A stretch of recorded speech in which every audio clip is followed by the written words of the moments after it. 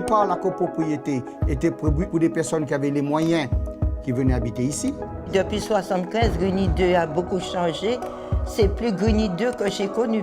Tout doucement, toutes les personnes qui avaient les moyens, eux, ils sont partis. Les logements étaient achetés par d'autres personnes qui n'avaient pas ce niveau de vie. On a une population aujourd'hui très précaire, de plus en plus.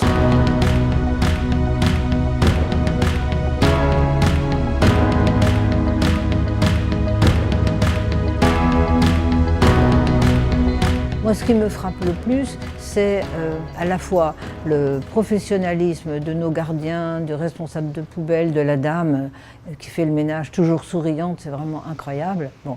Mais moi, c'est vraiment beaucoup la question des déchets. Là, on est bien à l'abri, là ça va très bien. Mais si on était en dessous des bâtiments, on est susceptible de ramasser n'importe quelle poubelle sur la tête. Et dans ces parties communes, surtout les caves qui ne sont pas sécurisées, ça devient des lieux on va dire de trafic, puisqu'on ne sait pas ce qui s'y passe. On ne peut pas me dire qu'il y a des encombrants qui passent le premier jeudi, le troisième jeudi. Supposons que ça passe le premier jeudi. 2 minutes après, on passe, il y a déjà des encombrants. Et il y a des immeubles, il n'y a pas de gardien, c'est mal entretenu. Alors du coup, on a un sentiment d'une certaine dégradation de notre copropriété. Et donc là, les portes d'entrée, il n'y a pas de ralentisseur, vous interpellez une ampoule qui ne fonctionne pas, vous interpellez. Déjà, il faudrait responsabiliser les habitants, et puis s'il n'y avait que ça.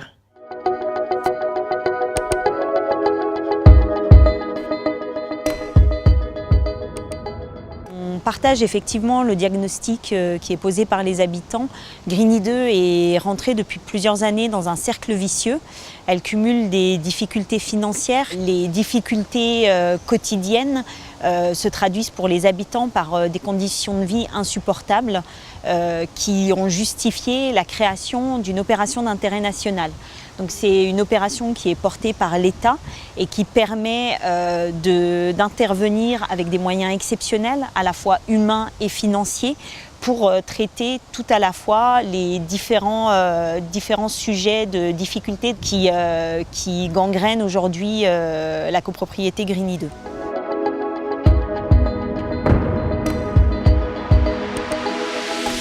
Alors sur le fonctionnement du quartier, ce qui me dérange énormément, c'est la surpopulation. Donc parce qu'il y en a énormément, le manque de mixité sociale, les gens qui sont entassés en coloc dans les appartements, donc des familles entières. Pour moi, ce qui est difficile, c'est la question du bruit, parce qu'il y a des logements surchargés, il y a des sous-locations, moi j'appelle ça les sous-sous, je ne sais pas comment on dit, et des gens extrêmement entassés, des gens qui dorment dans cette chambre-là le jour et la nuit, ça fait forcément du bruit. Oui, il y a ces marchands de sommeil, il y a celui qui prend ses sous, qui récupère ses sous, qui ne perd rien. Il y a des personnes là, dans les avenues des Sablons et tout, qui vivent à 4-5 dans des appartements. Dans une seule pièce, il y en a qui dorment à 2 ou 3, et on leur prend 200 à 300 €.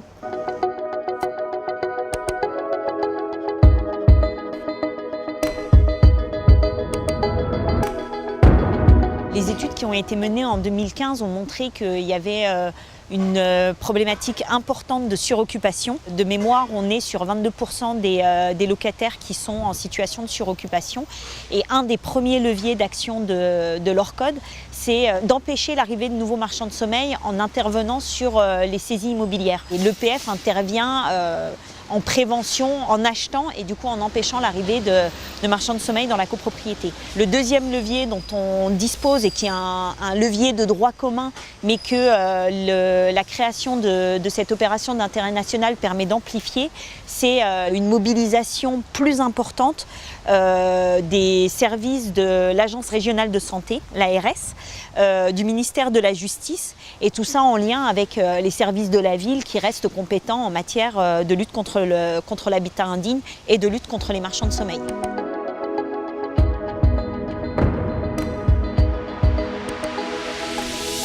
J'ai remarqué très vite un décalage entre les charges payées et les services rendus, quoi. Les agents immobiliers, ils ne jouaient pas non plus leur rôle.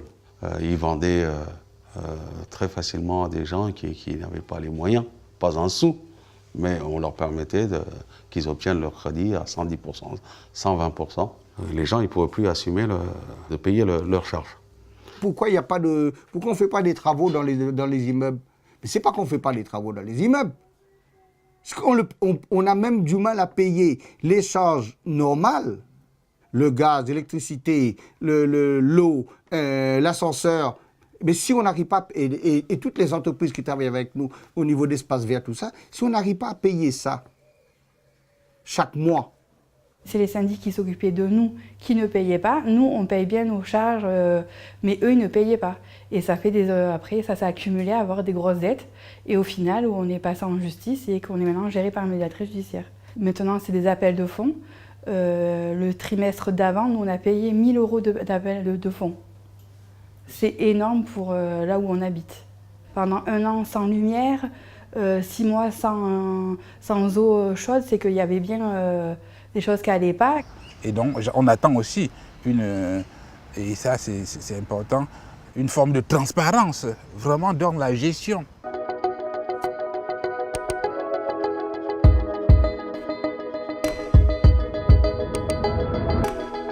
Je pense que la principale difficulté de Grigny 2 réside dans le double niveau de gestion qu'on a sur la copropriété. Grigny 2, c'est un syndicat principal qui gère l'ensemble des 5000 logements qui constituent la copropriété et 27 syndicats secondaires qui gèrent les ensembles immobiliers, les bâtiments avec leurs ascenseurs, leurs parties communes, etc. Donc en fait, la vraie difficulté sur la question des charges, c'est ce double niveau de gestion et qui implique un double appel de charges à destination des copropriétaires. Et quand on ajoute à la fois une population très précaire et des appels de charges incompréhensibles, on en arrive à une situation où les impayés explosent. Du coup, les deux objectifs qui sont poursuivis, c'est la disparition du syndicat principal et l'individualisation, enfin le fait de garder un seul niveau de gestion pour que ce soit plus simple pour le quotidien des habitants.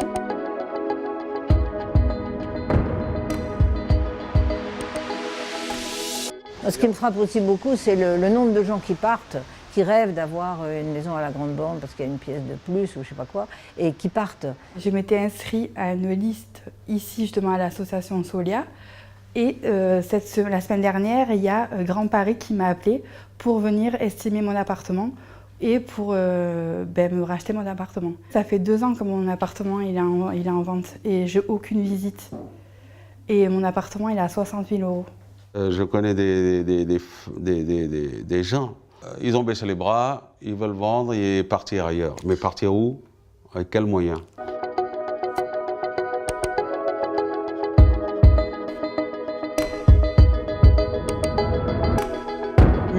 Le sujet principal de l'ORCOD, c'est d'intervenir pour acheter des logements dans la copropriété. Aujourd'hui, on est face à une difficulté, les prix de l'immobilier sur Grigny 2 baissent depuis de nombreuses années. On est sur des prix très bas, des logements qui restent en vente pendant de nombreux mois. Et une des solutions qui est proposée, c'est effectivement qu'à travers l'ORCOD, l'EPF se porte acquéreur des logements qui sont dans Grigny 2.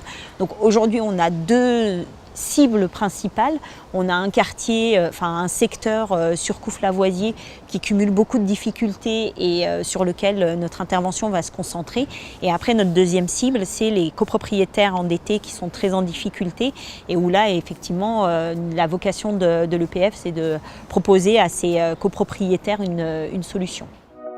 Le quartier de Grigny 2 cumule aujourd'hui de nombreuses difficultés. Trop de difficultés. Qui se traduisent pour les habitants par des conditions de vie dégradées. Pour sortir Grigny 2 de l'impasse, un nouvel outil a donc été créé par l'État, tout spécialement pour les copropriétés dégradées, l'ORCOD. Piloté par l'établissement public foncier en partenariat avec la ville de Grigny, Grand Paris Sud et l'État, il propose aujourd'hui des remèdes et des moyens inédits. L'une des principales mesures consiste pour l'établissement public foncier à se porter acquéreur de tous les logements proposés aux enchères. Il s'agit ainsi d'empêcher l'activité des marchands de sommeil de continuer à se développer. Mais il s'agit également d'offrir par ce moyen une solution aux propriétaires les plus endettés et à tous ceux qui n'arrivent pas à vendre leur logement.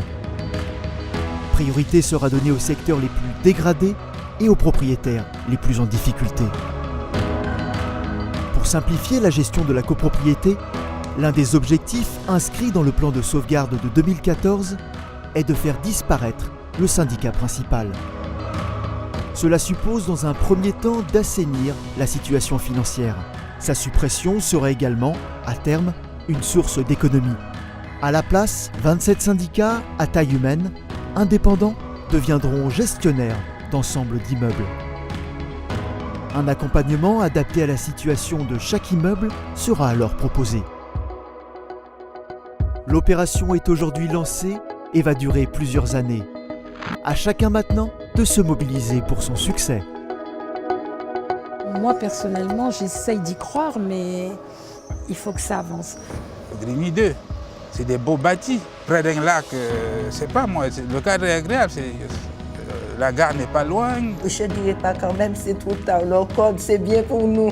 Mais la seule chose que je leur demande, un peu de mixité s'il vous plaît. C'est vrai que de voir qu'il y a des gens, des associations, des groupes qui pensent que c'est rénovable, ça c'est agréable. Dans nos quartiers, il y a des enfants, des adultes voilà, qui veulent se battre pour qu'on donne une autre image de nos quartiers.